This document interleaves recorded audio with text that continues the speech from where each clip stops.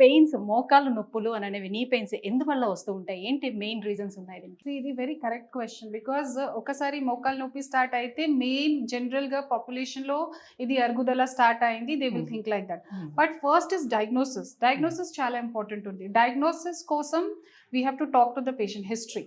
So ఏ మూవ్మెంట్లో నొప్పి ఉందా, ఎప్పటి నుంచి నొప్పి ఉందా, తర్వాత ఇది మోకాల్కి ఎగ్జామినేషన్ చేయాలి, ఏ ప్లేస్లో ప్రాబ్లం ఉందా చూసిన తర్వాత ప్రాపర్ డయాగ్నోసిస్ యూజువలీగా జస్ట్ ఎక్స్రేలోనే చేస్తారు.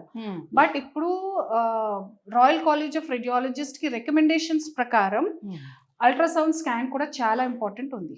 ఓకే, ఇప్పుడు చూడండి, ఇది ఎక్స్రే ఉంది. ఎక్స్రేలో ఏం తెలుస్తుందా మీకు? Only bones. అవును, బోన్స్ తర్వాత గుజ్జు ఎరిగింది, ఎంత ఎరిగింది, ఇది క్లారిటీ లేదు. ఎక్స్ట్రా బోన్ గ్రోత్ ఉంటే తెలుస్తుంది, ఫ్రాక్చర్ ఉంటే తెలుస్తుంది. కానీ మోకాలు చాలా స్ట్రక్చర్స్ ఉన్నాయి. రెండు బోన్స్ మధ్య గుజ్జు ఉంటుంది, 6-7 లిగమెంట్స్ ఉన్నాయి, బర్సా ఉంది, సాఫ్ట్ టిష్యూస్ ఉంది.